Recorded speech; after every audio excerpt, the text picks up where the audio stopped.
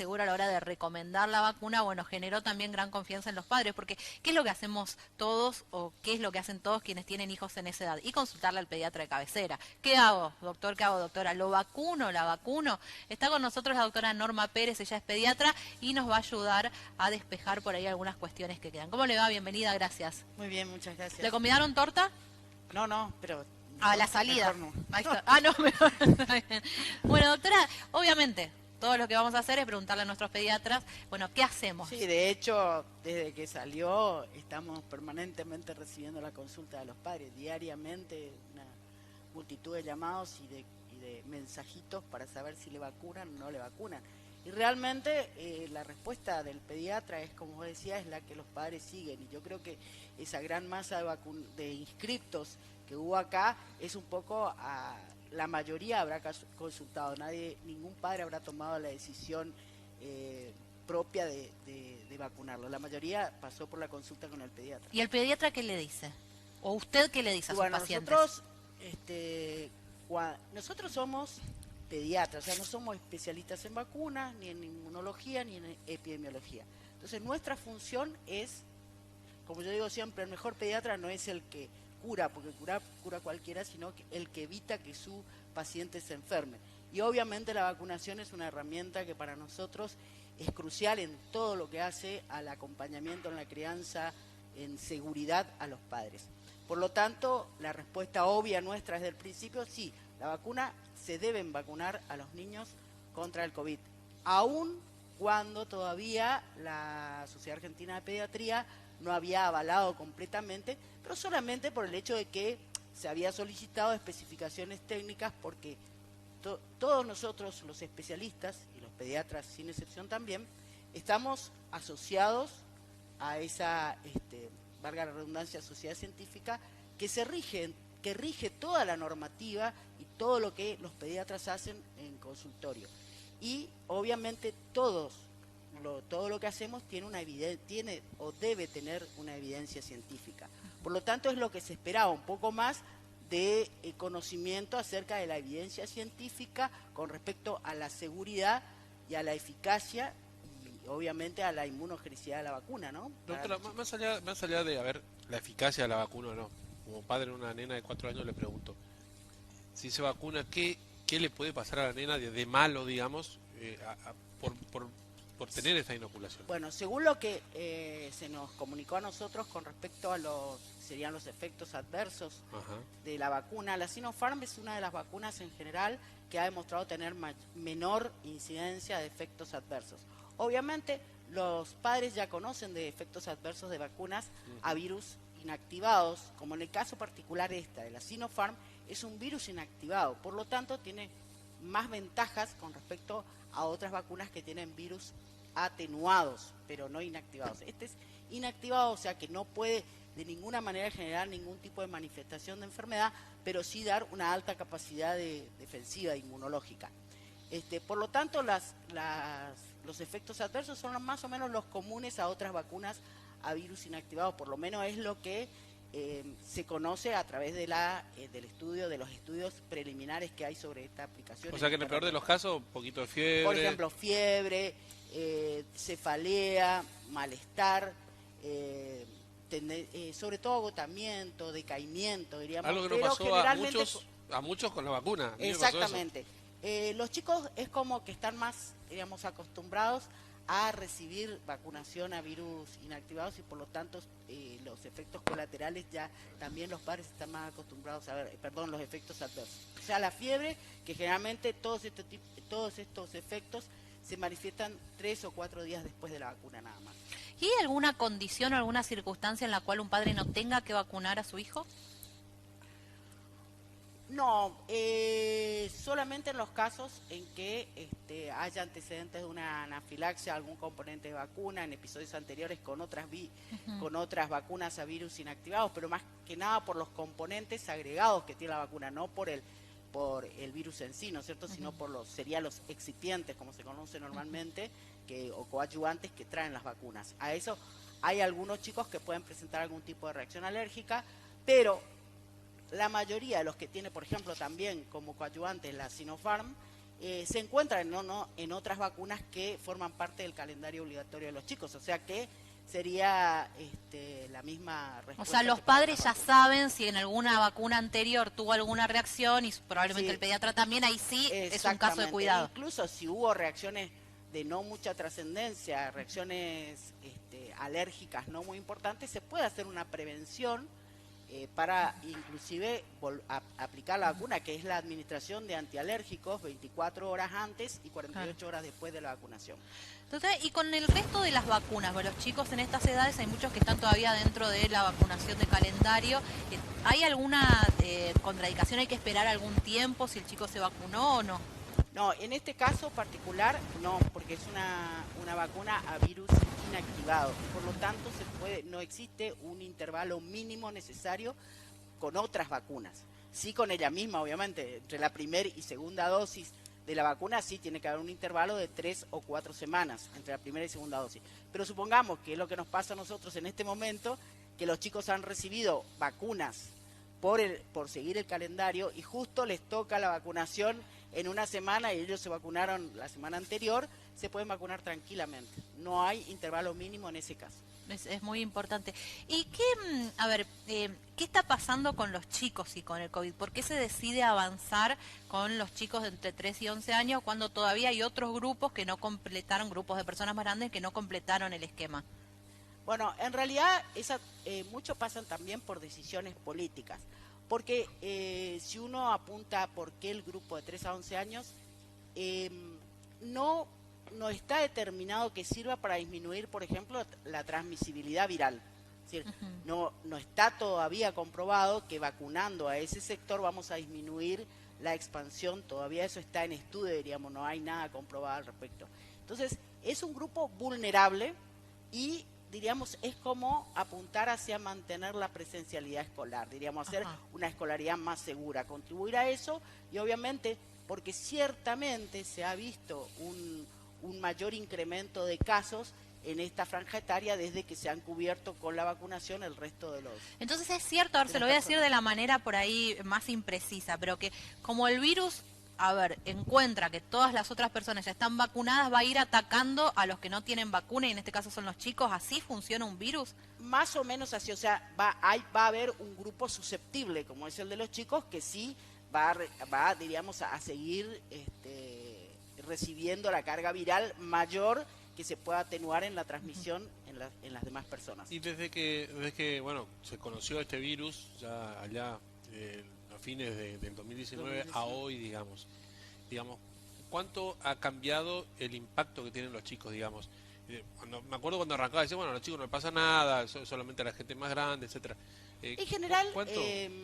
Por lo menos en lo que hace a nuestra experiencia acá, por ejemplo, en la provincia, no ha habido mayores cambios, o sea, no han aumentado los casos graves en chicos, ni han aumentado en general los casos de enfermedad en los chicos.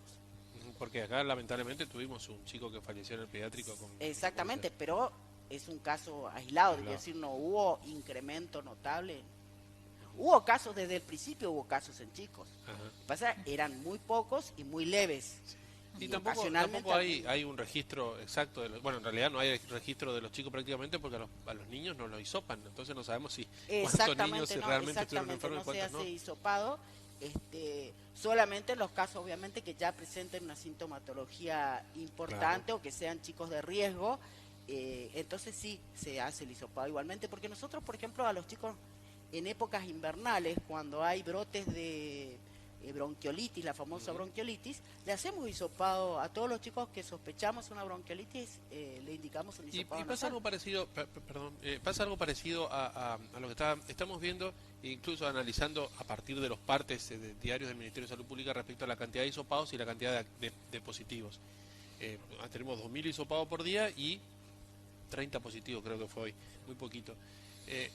Pero la gente se va a hisopar porque tiene algún tipo de síntomas que son similares al COVID, pero sin embargo no se trata de COVID, se trata de alguna otra enfermedad propia del cambio de clima, del tiempo y todo lo demás. ¿Con los chicos está pasando lo mismo? Sí, en realidad ahora ha comenzado nuevamente a incrementarse, ¿no?, el tema de los cuadros virales por la presencialidad. Nosotros toda la época de la cuarentena e incluso de las restricciones y de la educación virtual, diríamos, de la escolaridad virtual, realmente teníamos los consultorios vacíos, ¿no? O sea, había mucha protección para los chicos y obviamente la sociabilización y la vuelta a la escuela multiplica los virus, digamos. Exactamente, y sobre todo en los menores de precisamente de 4 años, o sea, los que van a los jardines de 3 y 4 años, que son susceptibles a estar permanentemente, algunos padres se angustian y recorren un pediatra, al otro dice, no sé qué le pasa, vive enfermo.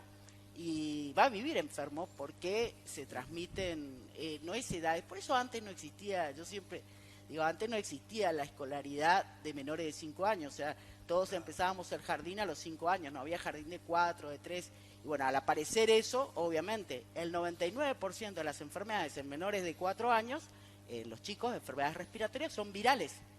Y obviamente al convivir por más de 4 horas en ambientes cerrados, permanentemente se transmiten virus, ¿no? Y por el contacto y todo lo demás, que sabemos que es lo mismo, que son todas las medidas que uno toma preventivas en el COVID y que no se toman con los demás virus.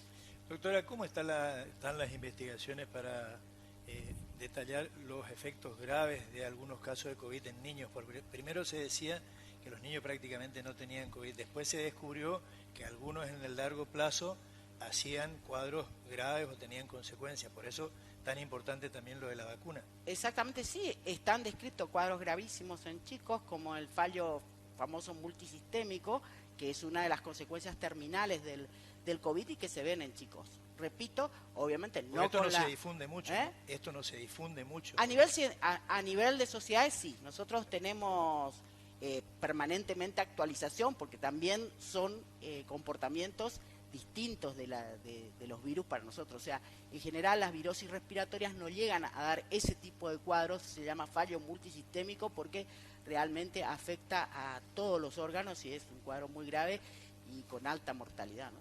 Doctora, ¿qué opina del uso de barbijo en los chicos, en los colegios? ¿Se tiene que mantener todavía un tiempo más? Sí, totalmente.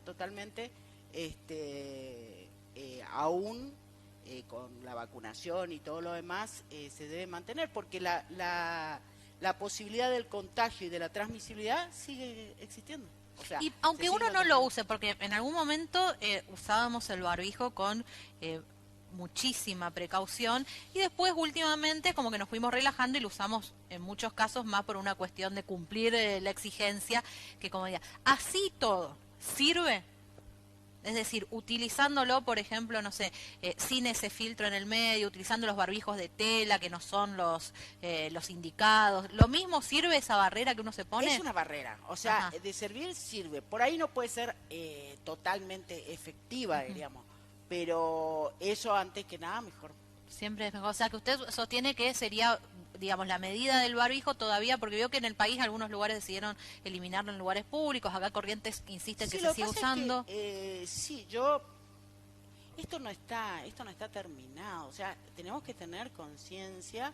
Está bien, se habla, hemos visto rebrote en los otros países, está la cepa delta dando vueltas, o sea, no sabemos en qué momento puede volver a ocurrir un rebrote, como le ha ocurrido a otros, ¿por qué no nos va a ocurrir a nosotros? Entonces me parece que sería muy apresurado evitar todas digamos, dejar de lado todas las medidas de higiene, ¿no? Que por otra parte vienen muy bien, sobre todo en el ambiente pediátrico y en los colegios, como decía hoy, sería muy bueno que se sigan manteniendo, salvo el barbijo, por ahí por la incomodidad de los chicos, pero el resto, el uso del alcohol gel y de la higiene de manos, ese tipo de cosas en los colegios debería ser de siempre, como es en otros países, ¿no? Hacerse costumbre. Exactamente, sí.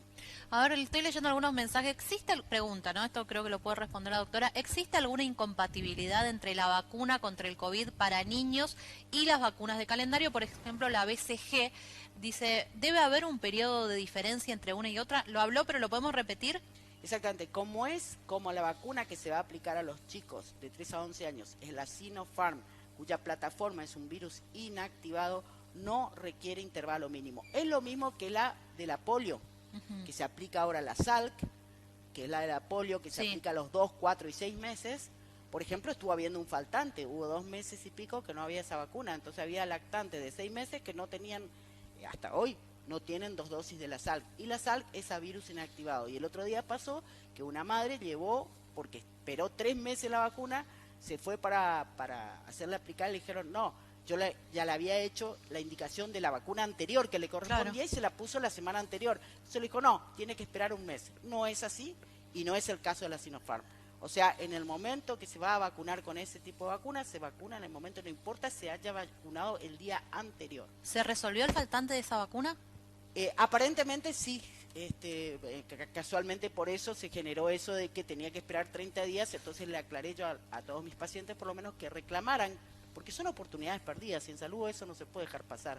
Claro. O sea, si van con la disposición de vacunarse, hay que vacunarlos con esa vacuna, porque es a virus inactivado, no ocurre con todas las vacunas eso. Y eso sí va a pasar con esta, con la Sinopharm, no hay ni un problema. Si se puso ayer todo su esquemita que le correspondía a los 2 meses, y le toca mañana, a los 5 años, claro, sería en este caso, y se puso toda la vacuna de los 5 años y justo le toca al otro día el turno para la vacuna, tiene que vacunarse. ¿Y qué pasa con los menores de 3 años? Y por ahora no hay ninguna vacuna autorizada para eso, que no quiere decir que no se vaya a aplicar después, ¿no? Y que no aparezca una vacuna para menores. Y bueno, y otra de las cosas decían, ¿la dosis es la misma que reciben los grandes o se le pone menos porque son más chiquitos? No, es la misma. La Sinopharm es de 0,5 mililitros, la inyección intramuscular.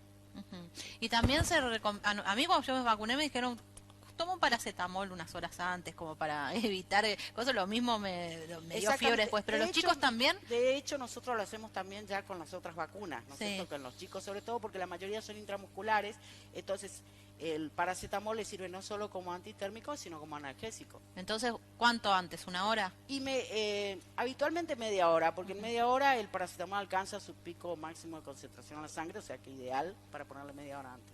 Bueno, doctora, gracias por venir. No, por favor. Bueno, la doctora Norma Pérez contestando todas estas inquietudes vinculadas a la vacunación. Antes y tomaba antes de que me vacunara. ¿Vos no tomaste paracetamol? Mal, cuando ya tomé ya estaba. Ah, no te avisaron. No te avisaron, no, yo igual tomé.